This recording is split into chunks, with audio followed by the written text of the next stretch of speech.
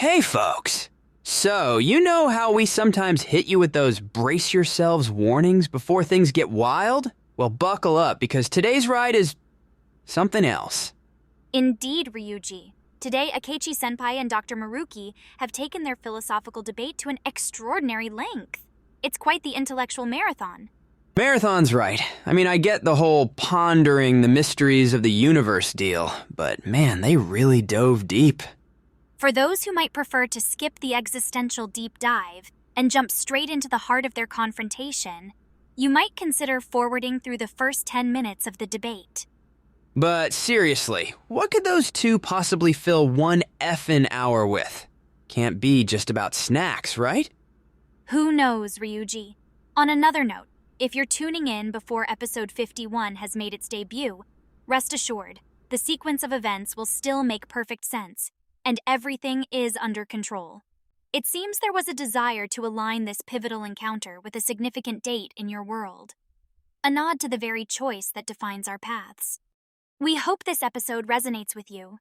Enjoy the debate, and may it spark your own reflections. Yeah, catch you later and hope you find something in there that clicks with you. Bye.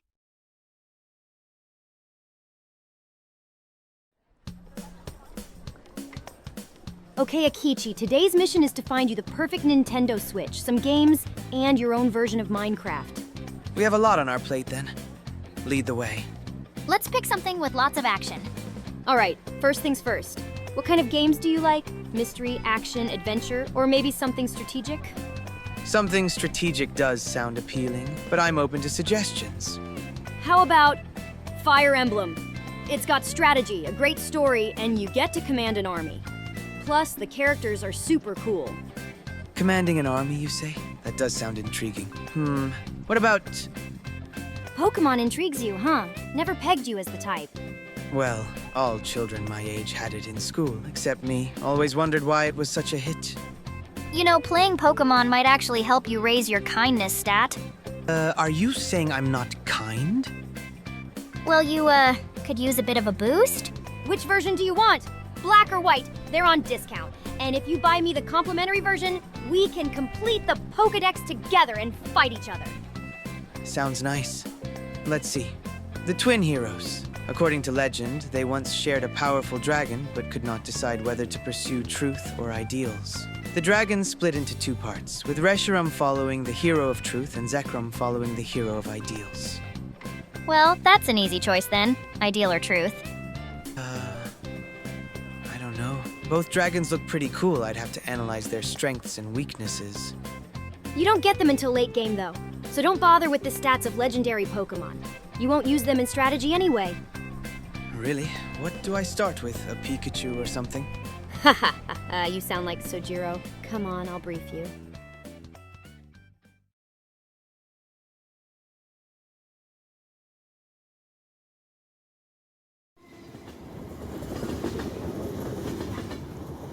A word of caution, Akechi. Hairword? Ever since Mementos merged with this reality, Maruki's grasp extends far beyond his persona. He's intertwined with the collective desire for a deceptive peace. To challenge this reality is not merely a confrontation with Maruki, but an uprising against the very will of the masses. Maruki's heart is heavily distorted, his convictions unshakable. I'm well aware, but it's not like I plan to stroll into his office and open fire. What's with the sudden apprehension? Your bravery is noted, but it may not suffice. The odds are colossal, almost insurmountable. You might need to delve into your past tactics. My past. But I'm resistant to Maruki's manipulations, aren't I? That is uncertain. When you were in the memory room, our bond was not fully intact. I was distant, as were Loki and Robin Hood.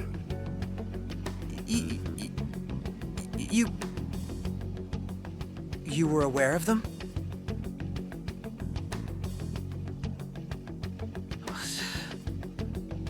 So what's the plan?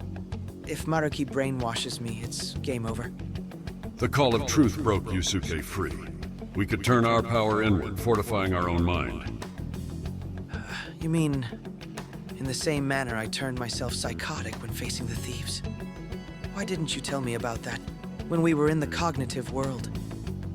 We didn't have any evidence that our power granted immunity to Maruki's powers. You already knew the truth. Now the circumstances have changed, and protecting us the same way we protected Yusuke seems the best course of action. But if Maruki can sever our link, how do we trust your powers to shield us? There's no absolute certainty. However, Yusuke's liberation stands as a testament to our ability. Absurd doesn't even begin to cover this. What do we do? Cancel the meeting? Reflect on the reasons behind the current state of affairs. The answer lies within. The reasons. Not now. They're watching.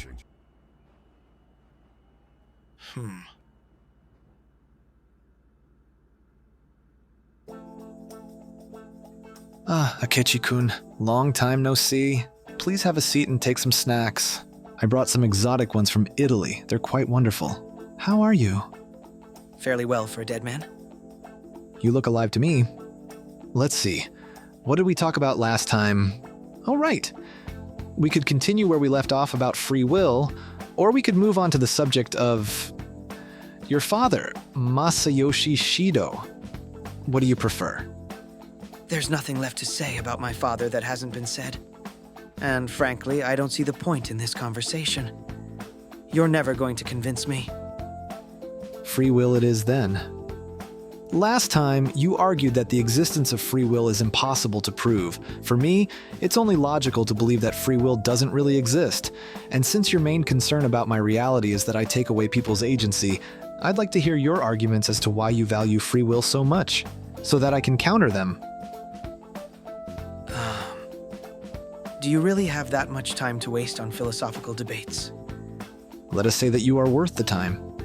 Besides, it's always enlightening to hear new perspectives and confront our own ideas. The possibility of a deterministic world is humbling, isn't it?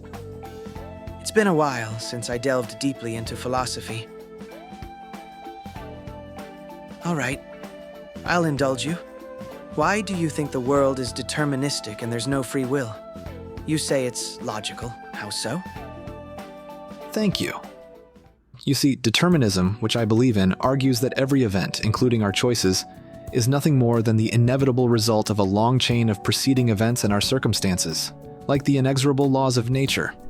It's like saying that our lives are already written and we're just actors following a script we can't see. How can any choice be truly free in such a world? You're reducing human consciousness to mere reactions. We're influenced, yes, but we're not just automatons. Within these influences, we find the space for personal agency, reflecting, choosing, acting. Dismissing this as mere reactions is a little too convenient and defeatist for my taste. It's not convenience, but truth. The truth you value so highly, by the way. You're saying there's a space for agency, a capability to transcend these inputs. Yet how does this work in a world that's mostly governed by physical laws and causal relationships? If our actions are neither completely determined nor random, what mysterious mechanism allows for this unique category of decision-making?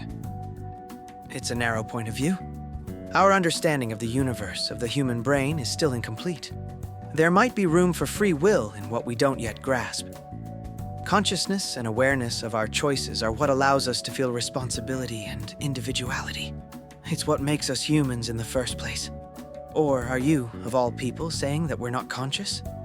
Who knows? I don't pretend to know the truth about the questions of the universe. Your insight is intriguing, Akechi-kun, but maybe not realistic. The gaps in our understanding shouldn't be filled with the notion of free will just because there's a gap to fill. We don't know everything about our brain, yes, but what we do know tends to believe that free will is just a construct. Research shows decisions brewing in our brains, in our subconscious, before we're even conscious of them. We can observe brain activity, correlations, and causations, but the subjective experience of making a choice remains elusive, almost mystical. It's like trying to capture a shadow with your hands. And about consciousness, Akechi, we know it exists because we experience it, but explaining it is another matter. We can study the brain states associated with being conscious, but that doesn't fully unravel the subjective experience of it, what philosophers call qualia. We're left with subjective reports inherently difficult to verify objectively. It's still not logical. You too leap to conclusions just because we can't prove it. If we follow your line of reasoning to its logical conclusion, it leads to a nihilistic view of existence. If everything is predetermined, and our sense of agency is just an illusion, what's the point of striving for anything? Why bother with moral and ethical considerations? I find it more rational, and yes, perhaps a bit more hopeful, to consider that within the complex interplay of determinism, there's a space for individual agency and choice. Isn't the very debate we're having a testament to our ability to consider, reflect, and choose our viewpoints? Discoveries and research just need to understand how choice truly works in our consciousness. Responsibility and agency are just social constructs, not evidence of free will. They help us navigate a deterministic world, just like believing in the laws of physics.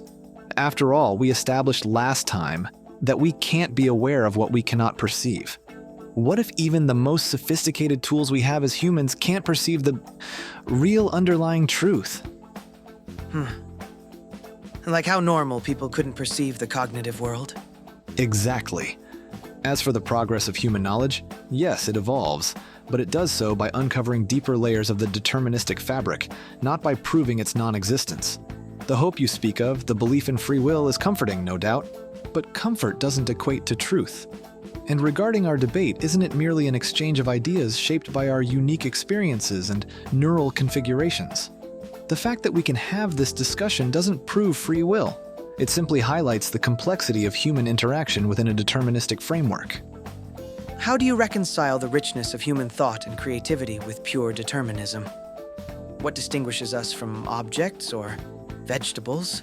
If we're just clusters of atoms, forms of matter, reacting to cause and effect chains.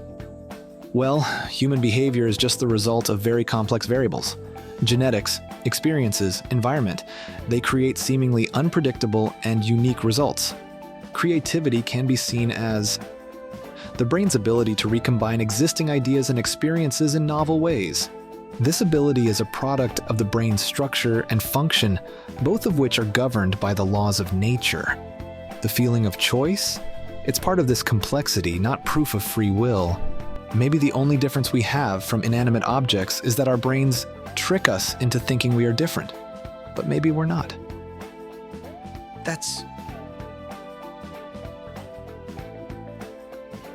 You're quite the solipsist, aren't you?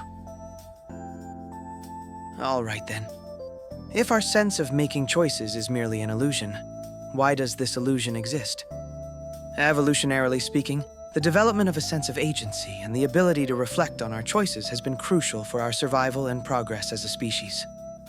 Evolution favors survival, but it's often through deception. Think about how some insects have evolved to look like flowers, to survive against their predators.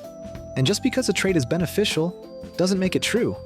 Our sense of free will could be just that, a beneficial illusion, not a sign of actual freedom.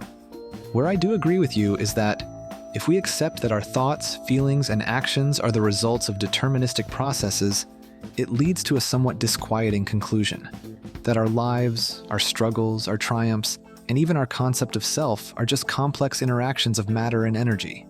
In the grand scheme of the universe, our individual choices and actions might be completely insignificant. To believe in nothing that we perceive is simply to undermine our confidence in our cognitive abilities, including our ability to reason and to understand the universe. Why should our sense of free will be an illusion, rather than a reflection of our interaction with the world? Our lives have value and meaning. This belief, illusion or not, is critical. It's what drives progress, innovation, and adaptation. It's what makes us strive for improvement, both individually and collectively. If we were to fully embrace the notion that everything is just causality, and consequently that our choices and perceptions have no real meaning or significance, it could lead to a kind of existential paralysis. It could indeed lead to that, but it also has a silver lining. It can instead free us from the burdens of regret and unrealistic expectations. By accepting that our choices are influenced by a multitude of factors beyond our control, we can focus on what we can influence.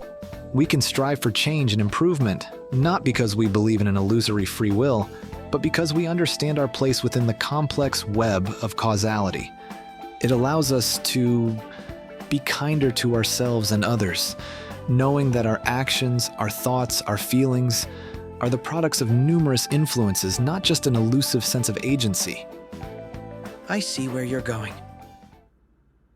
The point here is that even if free will is an illusion and everything is causality, in your reality, you're changing every single causality by rewriting people's past experiences, their lives. Don't absolve yourself of responsibility for what you are doing. Their pain is necessary for their growth, and there will always be people who strive to confront this ideal of yours. Even if they're not driven by free will, that's the way nature works. Damn. All right. So tell me, why are you so convinced that pain is a necessary part of life? What's your concrete evidence? It's an observation of life itself, a pattern repeated throughout history in literature and personal anecdotes and psychological studies. People learn, adapt, grow stronger, and gain wisdom through their struggles. It's a catalyst for change.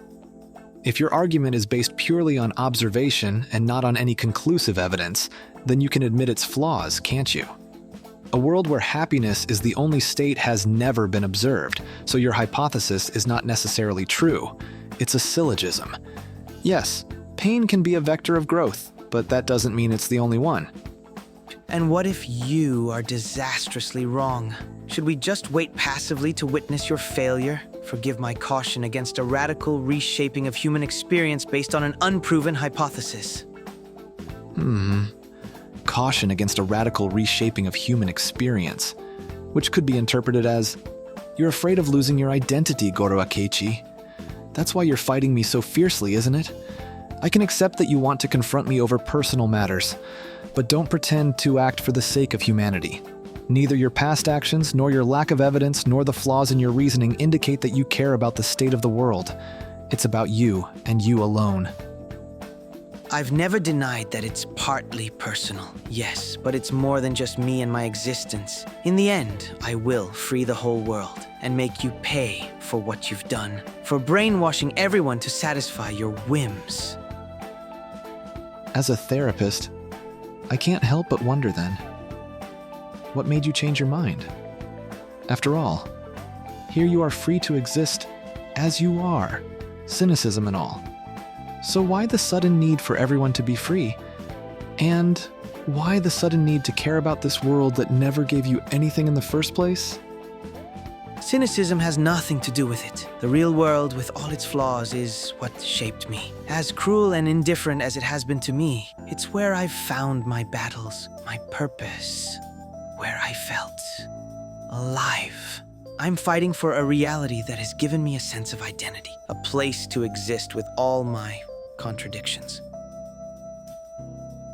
But in my reality, Akechi, you exist just the same. You're real.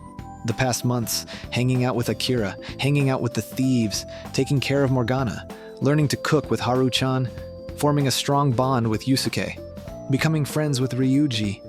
Even if you did those things to defeat me. These things, Akechi, they're real. They're yours. In my world, you experience as much as in the previous one, minus the pain.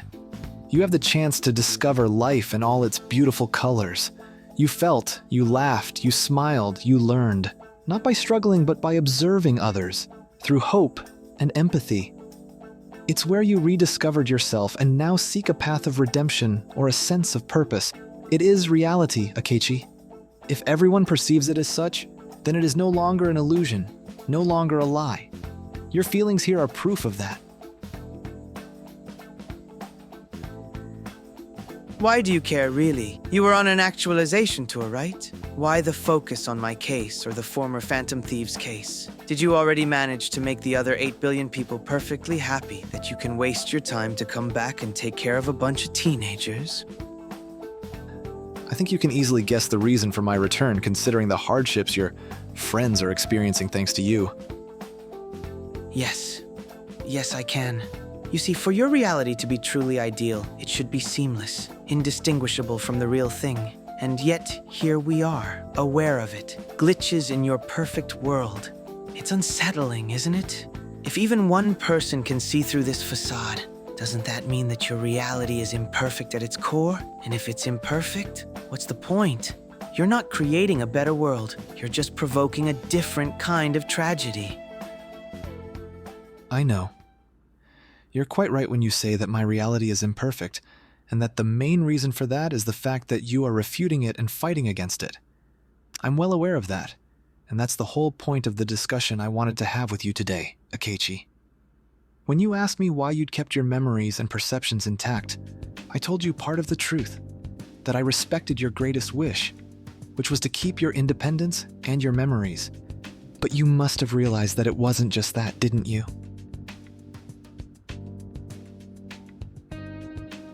You have a habit of becoming boringly predictable indeed. Your ideal reality somehow requires me to stay the way I am. Is that it? In part, yes. The situation with Akira and you is really tragic. A lot of it stems from his desire for you to remain unaltered. Considering that the Phantom Thieves never stole my heart, and that Akira fully accepted my reality despite your resentment of my ideologies, I can't help but feel responsible for your situation. It's unfair that you were denied the happiness you rightfully deserve. Don't fucking pity me. This conversation is nothing but a waste of my time. I find your company to be rather enlightening, actually. Your insight is crucial, after all. Who's better positioned to point out the flaws in my reality and help me improve it? But the facts remain, and you said it yourself. For my reality to be perfect, no one should be aware of it. And yet Akira's own wish was for you to remain true and unchanged. He can't stand the idea of you being influenced by me, and I honestly owe him too much to go against his will unless I'm forced to. Unfortunately, your recent actions are pushing me to that last resort, Akechi-kun, and I really don't know what to make of your resolve. So, I'm going to ask you one last time, isn't there any way for you to reconsider your goals? Your original reality that you cherish so much. It wasn't any more real than my own. Reality is perceived and shaped by global perception. In the reality you grew into, Yaldabaoth was pulling the strings. But when the Phantom Thieves defeated him, the masses chose me, the embodiment of their yearning for utopia as their treasure. Even if by some twist of fate you were able to defeat me, it wouldn't change what people really want. They want to be happy. They don't want to suffer. They chose it themselves, just like Akira. It's manipulation. That's what it is. The same as it was for Shido. They were on the brink of electing him.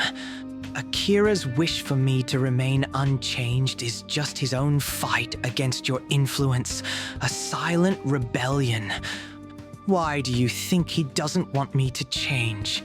He believes in me to challenge him, to challenge you, and this whole charade we're prisoners of. So no, Maruki, I cannot reconsider my goals. The essence of my relationship with Akira is born out of pain, struggle, and excitement, and I'd rather die than see that erased from me.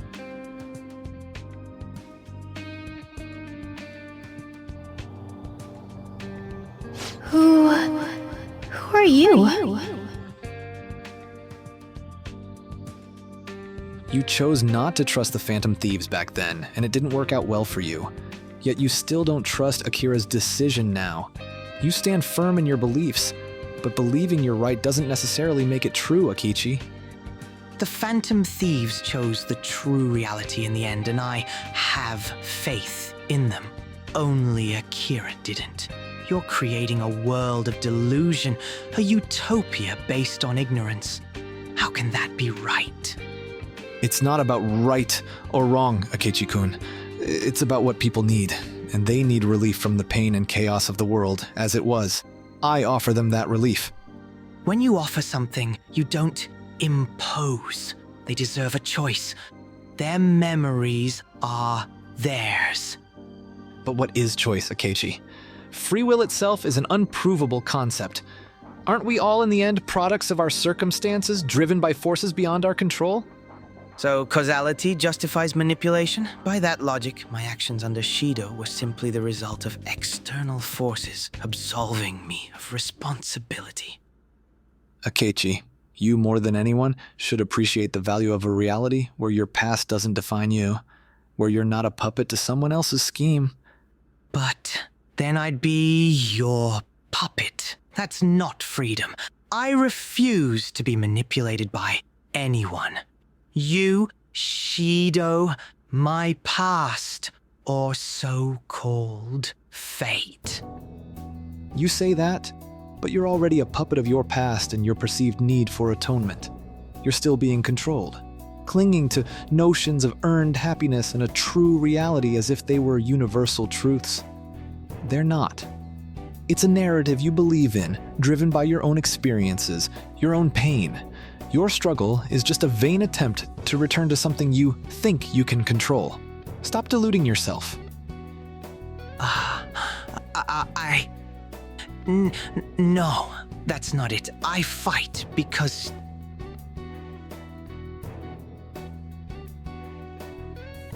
Because? Because I need to atone. To simply accept a reality where those actions are erased. It feels like running away, like I'm denying the very essence of who I am. This quest for atonement, Akechi, has made you a prisoner of your own narrative. By trying so hard not to be a puppet to others, you've become a puppet to your guilt, to a past you can't change. Your struggle is exactly the kind of pain my reality is trying to eradicate. Why not accept liberation from these chains? Liberation, you call it. In your world, I know what happens to people like me. Those who have made unforgivable mistakes. They get erased. No, they get a chance to start over, Akechi-kun, to live a life unburdened by the weight of their past.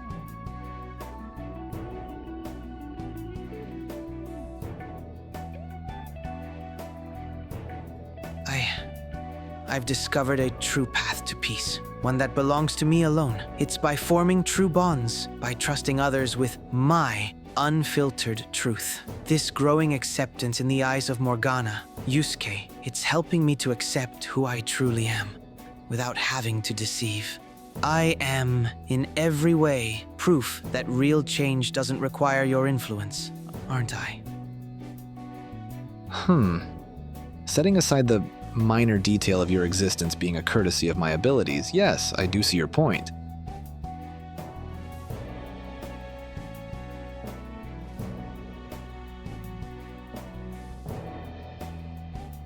But you're right. I was a puppet of adults, of gods and society, of the world itself. That's precisely why I want to get out of it. I see. I have a personal question for you if you don't mind, and I would like to hear your honest answer, not the one you find right to tell. I can't guarantee you'll like my answer, but it'll be honest. What's on your mind? Let's imagine for a moment a scenario reversed to the current one. In the original reality, it's not you, but Akira who passed away. What's more, you're partly responsible for what happened to him, in spite of yourself. The only person who ever gave you comfort, hope. The feeling of existing for yourself, lost forever before your eyes. What choice would you have made, Akechi, if my reality had brought him back, when you owe him so much?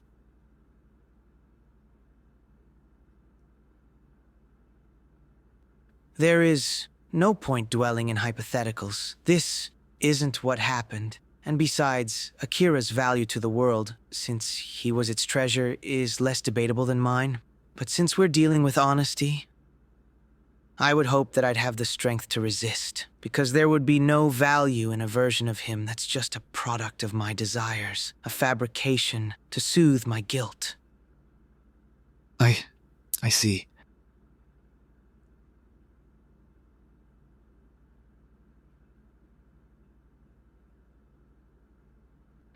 Do you think you might change your mind one day, Akechi? See the world as I do? How can you be so attached to your ideals if you agree that free will is a myth? If you understand that the old world was... No, Maruki. The very fact that you keep asking me this stupid question tells me that you still don't understand. Listen to me. Even in the case of a deterministic world, and I'd say even more so in that case, the interactions I have with people, positive through friendship, negative through my past crimes, make my identity worthwhile. They shape me, and I shape them. It makes me feel like I'm part of something when I act on my will, on my circumstances, and I see others acknowledge it. My actions, my choices, my struggles, and my bundle of atoms matter because they affect others, and by extension, shape the world around me, just as it shapes me. That's how the whole world works. If you really want to stick with the idea that free will doesn't exist, fine. It doesn't change anything, because the bunch of matter that is Goro Akechi is a unique entity and part of this world, a piece of the puzzle.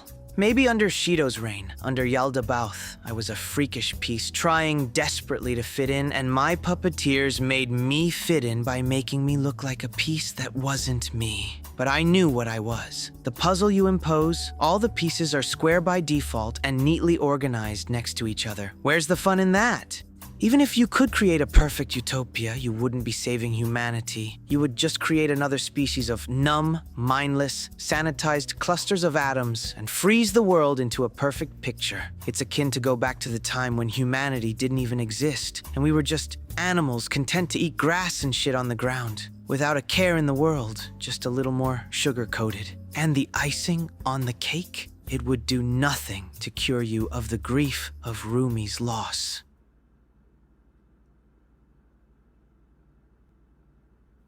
And what about the victims who cannot escape their trauma in the true reality?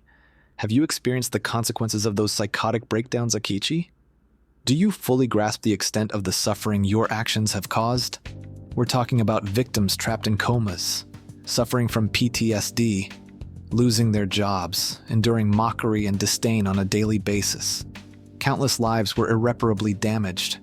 And yet here you are, presuming to lecture me on what's right for humanity? You think I'm unaware of the havoc I've wreaked? It's a burden I bear, a relentless reminder of my path. But the pain, the guilt, it's real, and it's mine. It's what allows me to see the monstrosity of your so-called reality. My will, or as you would say, my deterministic ass, drives me to protect the truth and put an end to the lies and manipulation, because I've been a part of it, from head to toe. It's my unique path that has given me the power to rise above and to oppose you. You Akechi-kun, have risen, yes. You rose above and fought to the end despite everything you've been through. Not everyone has such strength of mind or fortunate circumstances. I wasn't talking about you escaping guilt, but your victims who can't escape their ruined lives. I am the only person who can give them that and truly right your wrongs. In the true reality, you have met your end, haven't you? How convenient for you to seek a reality where you're no more and as such can't face the consequences of your actions. I am not running away. I'm facing it with the only option left to me. I am dead. Goro Akechi is dead. I should be 6 feet underground, not wasting my time talking to a delusional megalomaniac. So you don't care about the fate of your victims as long as you can wallow in your guilt? In your view, their suffering is just a part of being human, something they should just accept, even if there's an alternative way? Is that it? What I feel is irrelevant. There's no simple way to rectify my wrongs. Believing otherwise is sheer delusion. Sheer delusion. So you say? But that illusion, Akechi-kun, is now reality. I've made it real. It's no more an illusion than the reality you once knew. There is no such thing as the real world, just as there is no such thing as a law that says a human being should suffer in order to be a human being. These, Akechi, are beliefs, perceptions, constructs made to shape our understanding and existence in a reality where pain existed, past tense. In my world, new laws apply. For example, empathy and ambition can be as effective in achieving goals as hope or hardship. What do you think? And then, Mona gave a very emotional speech about friendship. Everyone was in tears and gathered around him. Then, he started to glow and rise up into the sky, holding the Holy Grail, and he said, "Remember, there is no such thing as the real world. The world is whatever you think it is." And he exploded in a burst of light, blinding everyone, and then... It's one thing to offer an alternative, another entirely to impose it. The fundamental right to choose to be ourselves. How can you not understand that? Do you really believe what you say? Did you really have a choice when you worked for Shido Akechi? Were you yourself? Did you give those subway drivers a choice when you provoked their psychotic breakdowns? Do you want to go and tell those in a comatose state that it's okay? They can choose to wake up and enjoy life if they want to? I live with those paradoxes in my heart every day. We can't alter the past, only the present. And in this present, I have the power to stop you. It is useless to search for compromises, Maruki. You prioritize happiness. I prioritize truth. And if I may say so, you are an extremely incompetent therapist. Then go. Go and tell the starving orphans, the little girls who have been raped, the untouchables in India, and the victims of civil wars in Africa, that pain is an important part of their growth and that they should cherish it. Should we wait for them to become criminals like you? Inform them that despite the solution I propose, they cannot achieve happiness due to the actions of a justiciar in Japan who believes that if he suffers, the world should suffer too. Akechi, you live in a privileged country, and despite your hardships, your situation was not hopeless. In some places, it is impossible to fight back no matter how hard you try. So what, the world should be unfair because you had an unfair life?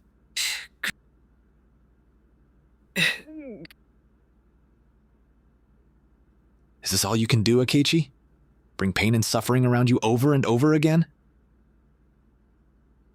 You're treading the same twisted path, thinking the end justifies the means. Deception, manipulation, it's all fair game as long as it helps you stop Maruki. What you're doing now is repeating the same mistakes time and time again.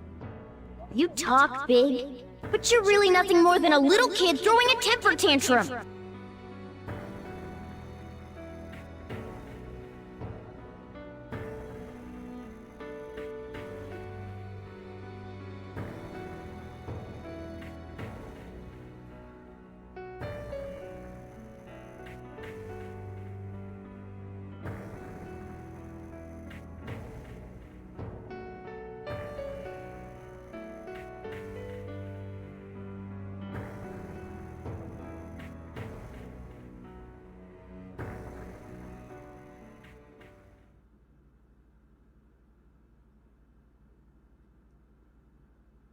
Maybe.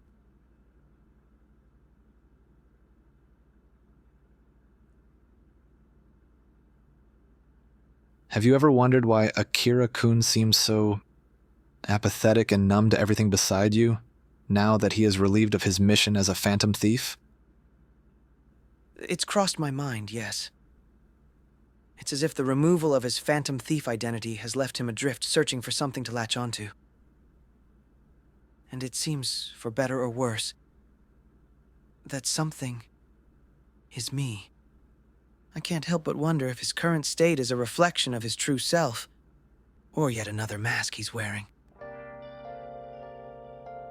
An odd dynamic indeed. You know, Akira and I discussed quite a lot about those concepts. Free will, agency, the need to believe in our choices, during the time I was practicing as a therapist in Shujin. And he came to the same conclusion. Without believing that our actions matter, we'd be stuck in existential paralysis. And I believe that when he understood that this god of control, Yaldabaoth, had orchestrated everything that happened last year, that his actions as the leader of the Phantom Thieves were mere moves in a chessboard he hadn't the hand on, took a serious toll on that belief. Even after defeating this god of control, he kept thinking, what if Yaldabaoth isn't even the puppeteer?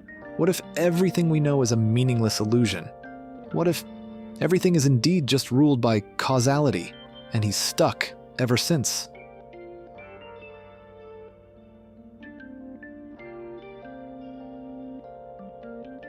That would make sense.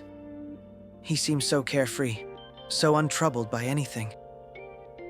Last year, this carefree attitude allowed him to gain the trust of those around him, as if he always had the perfect answer to give, never under stress. Now it feels like anything can happen, and as long as it doesn't affect me, he doesn't give a shit. It's unnerving. Indeed. Why do you think Akira needs you so much? You give him the thrill, you make him feel like he really matters. The illusion shines when he's with you. That's why he chose my reality. Unfortunately, I'm not delusional enough to believe that he has fully embraced my ideology. I know it's not just for the sake of the world, but for your own sake. Because you ground him in the present moment, you challenge him, and make him believe in something other than causality. Yeah, I'm well aware that he wouldn't have accepted this bullshit if you hadn't used my life as a bargaining chip. He deserves happiness just like anyone else. You make him feel alive, and you give him that unpredictability that he craves. He's smart enough to find most interactions boring to the bone, but with you, he feels the thrill of outdoing you. He feels a sense of purpose in trying to help you and make you happy because he feels like a lost cause, and that you deserve better, thanks to your unwavering determination. And the other main reason someone as initially as rebellious as he was chose my reality was because with me in command, at least he can have a grasp of who's pulling the strings and which direction it will take. He trusts me to not play with him and make him suffer like Yaldabaoth or fate did. What you say has the merit of explaining his possessiveness. If I can be happy with others, he may feel that it diminishes his purpose. But that's not true. I'm going to make this idiot understand that his life is his own, not the thieves', not mine, not fate. His. And the fact remains that I didn't choose it, and I don't trust you.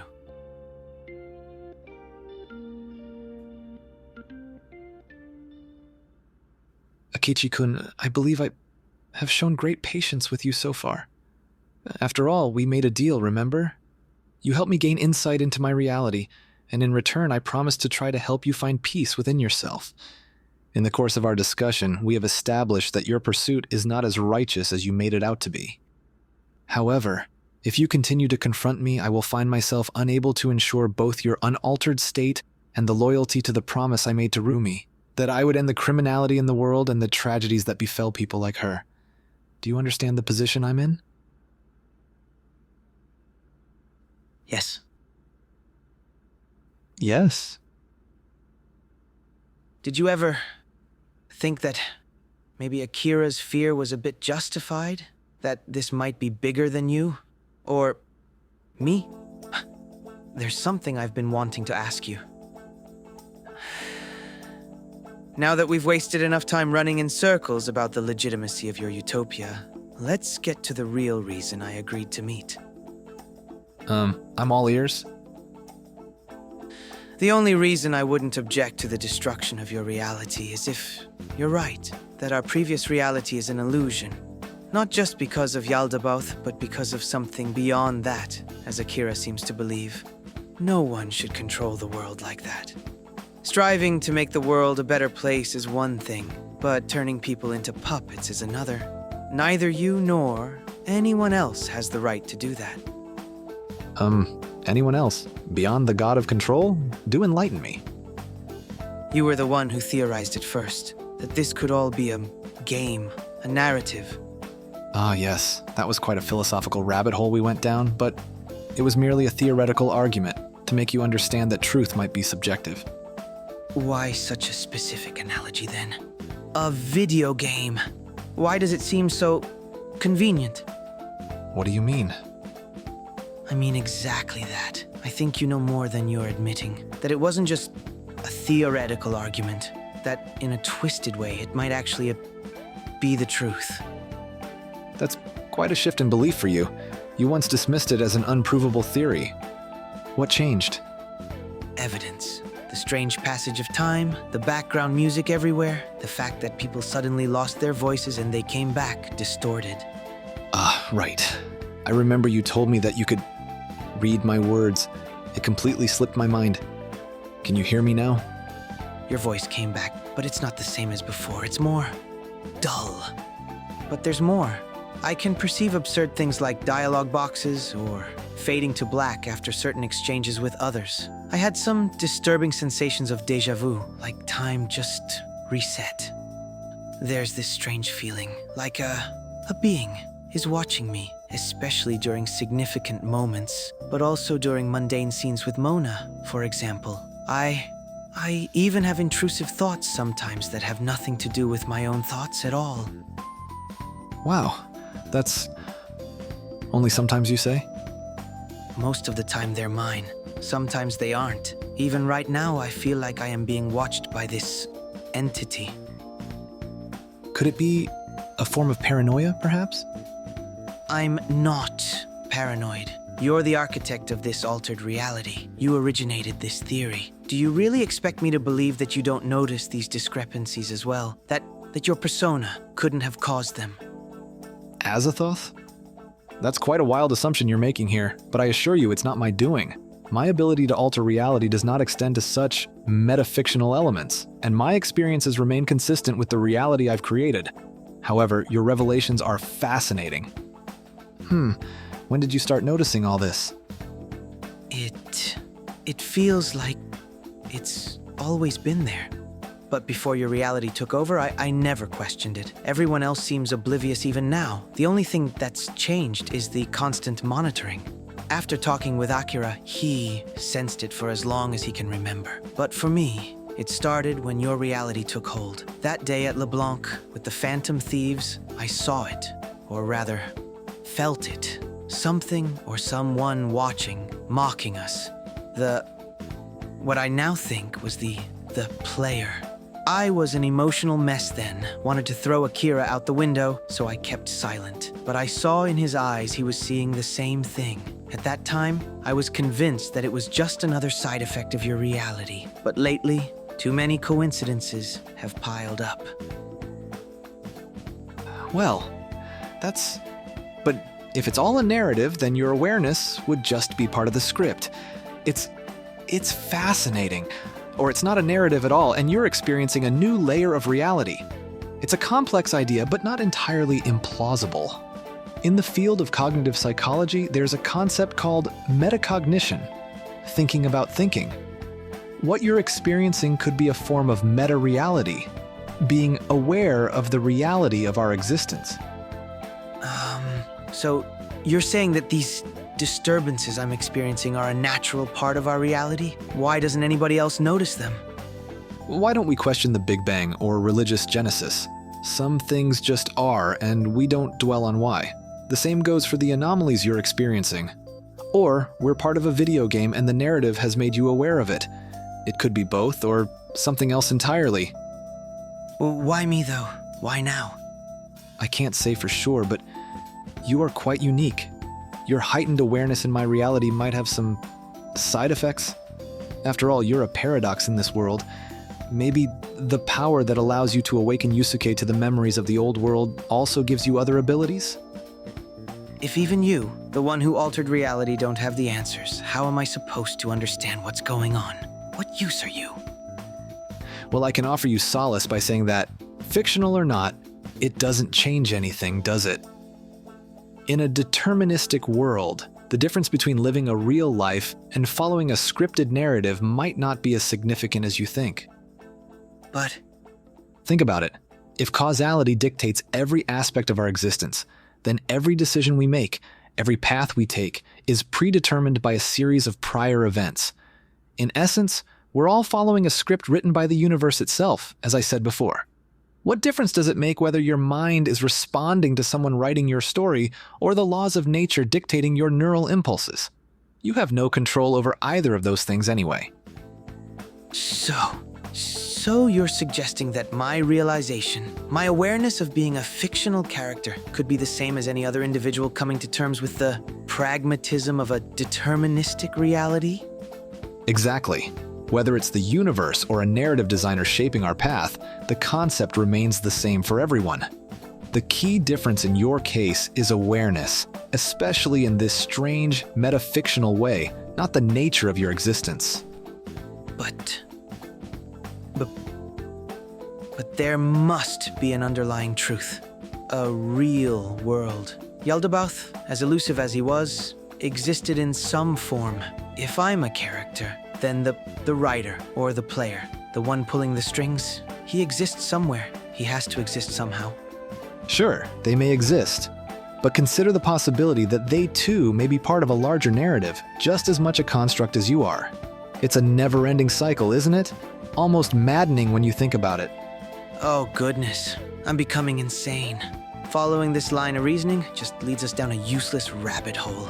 It's impossible to prove any of this, so I'll stick to what I believe, that what I feel is real to me. My identity, my essence, is shaped by my circumstances and how I choose to respond to them. If we abandon the idea of free will, or if we don't believe in anything, we just give up. We lose all meaning. That's not how I choose to see life. Well, that's a reasonable way to look at it. So, what are you going to do with these experiences? Ignore them? If you think about it, it's no different than fighting my reality. If we're fictional, then every change, every memory, is just another line in the script. What difference does it make if it's done by me or some unknown writer? Shirking responsibility at every opportunity, huh? How convenient. I'll keep investigating, but for now I'll stick with what I believe to be real. Denying free will is, as we said, existential paralysis. It's meaningless. I remember someone once saying that he rejected all illusions and beliefs to seek only the truth. Don't put words in my mouth. I said that it is important to make informed decisions based on the best available evidence, and I lack conclusive evidence to determine what the truth is for now. Your theory, it's paradoxical. Why would this entity allow a character to become self-aware? I would argue that it changes the narrative. It introduces chaos into an orderly plot and brings some unpredictability. It means they allow you a kind of control, a way to challenge them. It's like a form of empathy, a connection between the character and the player. Have you ever watched or heard of the musical City of Angels? In name only, and one of the songs is often played on the radio. It, breaks the fourth wall, right? It does, in a brilliant way. It's a fascinating piece that plays with the concept of dual realities, where one world is the reality of the writer, Stein, and the other is the fictional world of his creation, Stone. The song you're referring to, You're Nothing Without Me, highlights the crux of their relationship. Stein asserts his control as the creator, telling Stone that he wouldn't exist without him. Stone, on the other hand, challenges Steen's authority, arguing that Steen's identity and success are equally dependent on him. After all, if someone spends all their free time writing or playing your adventures, it's not exactly a one-way relationship, is it? But this is fictitious. It's not real. My case is different. I mean, how could it be? That's just cruel and delusional. How can anyone pretend to know what I'm thinking? This is the ultimate existential crisis. Giving awareness to a character without the ability to escape the narrative? Just what am I? Are my thoughts really Goro Akechi's? Am I real? Or just a copy? A decoy who thinks he's me? How am I supposed to navigate this? I've come to terms with the idea of being alive while I'm dead. Being real in a fake world? And now I have to unravel what? The multiverse theory? Some kind of fifth dimension? Just what the hell is going on? You seem so stressed. It keeps you awake at night, doesn't it? How could someone play me or know my thoughts? Am I me? I don't know. Perhaps they access it through some power or tool, akin to my use of the cognitive world to understand human desires. Or maybe we are simply creations of imagination, evolving as our circumstances change. Your awareness suggests you're not being directly controlled, but rather Circumstances around you are manipulated to see how you react. But why me? It's just an infernal poisoned chalice. Perhaps Futaba-chan is onto something. Maybe you are the chosen one. How do you... I never asked for this. It feels like I'm losing my mind. Maybe that's exactly why. It's because I'm already a contradiction in this world. I exist between the lines of hero and villain, sanity and insanity. I am the perfect candidate to question reality because my very existence is a question. Oh, you may be right. Our unique setting here is a great template for understanding the fabric of reality. Think of it as an opportunity. It gives your existence a unique purpose. And if we really are part of a fictional world, there's a silver lining. Our actions, our lives affect not only our reality, but something beyond it. The creators and the audience of our story are influenced by us, even if we can't perceive it. A unique purpose in a fabricated world. I just wish there was a way to know for sure. Perhaps your deep-seated desire for the truth is actually what allows you to perceive more than anyone else. Well, wasn't that a long and meaningful debate? Look at the time. I have to admit, you have some intelligent insights. It's rare that someone challenges me intellectually in such a way. The feeling is mutual, Akechi-kun. I'm already looking forward to our next meeting. I can't say the same, but the feeling is somewhat appreciated. All these meta-conversations, these philosophical debates about reality and free will, I thought they would lead somewhere. But it doesn't seem to solve our current dilemma, does it? You haven't changed your mind, even in the face of pragmatism. If I do nothing, will you continue to awaken everyone to their past memories? Of course. Why should I stop? I can't prove that the real reality is fictional, but I know for sure that yours is fabricated. I will peel back this layer and find my peace. Well, I honestly didn't expect that your rebellious spirit would be able to counter mine. Your recent actions have caused Yusuke to remember the old reality, and his mind is now beyond my reach. I'm not even talking about your constant attempts to convince everyone around you that this world is fake. It's causing damage.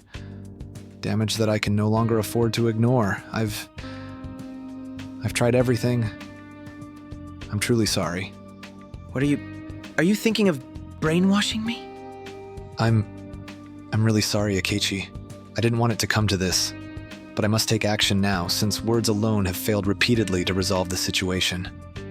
You can't do anything against me. Is that so? My power is not only a matter of cognitive abilities. I'm just like Akira, in every sense of the word. Unpredictable, capable of things even beyond your understanding. If you alter me without knowing this, you might destabilize everything you've built. Such confidence is admirable, Akechi-kun, but you're getting ahead of yourself. If I didn't have the power to alter Akira's cognition, how would you even exist here? You might twist our perceptions, but you can't erase our memories. Deep down, we'll always know the truth, no matter how you sugarcoat it with your illusions.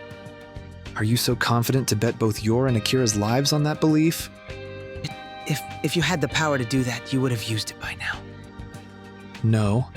Out of respect for Akira-kun and considering what I owe him, I've refrained from betraying his wish unless it becomes a last resort. Your resilience and rebellious spirit are pushing me towards that last resort. Trust me, this isn't what I want. Ha, spare me the false sympathy. You've already decided what to do the moment I walk through that door. No, I really don't want to change your mind. This is nothing personal. If I had another way, I'd choose it. Bullshit. You're scared because I can show the truth to everyone. I'm not scared. I'm torn. I'll be honest here, for Akira's sake. I deeply understand how he feels because I see myself in him. In my palace, you saw the source of my desire to create a better world. Rumi was still alive, but she was gone. Because of her trauma, there was no way she'd get a normal life again. Akira's feelings for you are, I believe, the same feelings I had for Rumi. I want nothing more than to give him what I couldn't have. A life with the person he cares about, the person he grew up with, the person he shared past hardships with. A happy life, a real second chance together, and not apart. When you met your end in the true reality, Akira-kun was desperate. You can't blame him or me for wanting something better than the tragedies that life has given us. After all, you're trying to deal with your own demons. Ah, that's rich.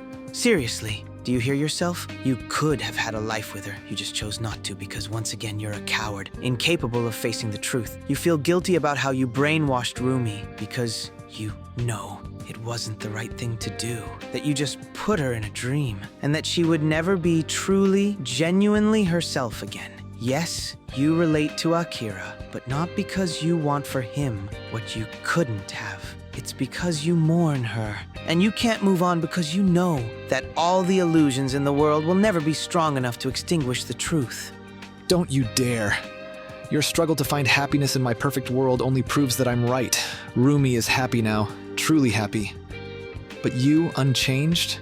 You're lost in this deep-seated pain of remorse and self-loathing that you cling to. And worse, you're dragging Akira down with you. You're willing to deny everyone else in the world the right to be happy because of your selfishness and stubbornness. I can't allow that, Akechi. Hypocrite. It's hilarious. Really how paradoxical you are. You've built a world to escape pain, yet here you are, clinging to your own. Your grief for Rumi, it's what drives you, what made you so powerful in the first place. You could have forgotten her, lived without that pain, but you chose not to, because it's your fuel. You preach a world without suffering, but you can't let go of your own. You're the embodiment of what you want to erase. It's absurd. I wouldn't be able to help the world if I changed my own memories. I don't even know if it's possible. Besides, it was Rumi who suffered, not me. Cut the righteous bullshit. You chose to embrace your pain, to use it as a springboard, yet you take that choice away from everyone else. What gives you the right? What divine authority anoints you as the arbiter of who gets to suffer and who doesn't? Yes, I saw your palace. That's why I can say that you are nothing but a hypocritical coward with a god complex. You call it a god complex, but what is a god if not a being with the power to create, to change, to save? I am what the world needs, a god. This world is broken, and I have the power to mend it. I have that right, bestowed upon me by the powers I've received. You are also hypocritical in rejecting a higher power, Akechi, as per your own words. Someone, be they god or demon, gave me my chance. You were once grateful for the powers the gods gave you, and everyone deserves the same chance to change their fate. Maruki, you are not a god, just a man. Morgana is proof, superior, and unaffected by your influence. The beings that granted me my powers are the true deities. The fact that I can awaken others to your deception, as I did with Yusuke, proves it further. I intended to steal your heart Phantom Thieves' way. However, if you attempt to brainwash me, I will ensure that you witness your own human blood dripping from my hands before taking your last breath. I hear your words, Akechi. Help. You are still a criminal, but not a murderer. You were the hands in the psychotic breakdown incidents, but the trial proved you were manipulated by Shido, and therefore not responsible. You retain your complex and multi-layered personality, which allows you to continue to challenge Akira and navigate relationships as you see fit. But your instinct for survival and your desire to find your place in this world is stronger than anything else, stronger even than the search for an elusive truth that would only bring you pain. Isn't that right? Do you really think I'm as weak as Yoshiza?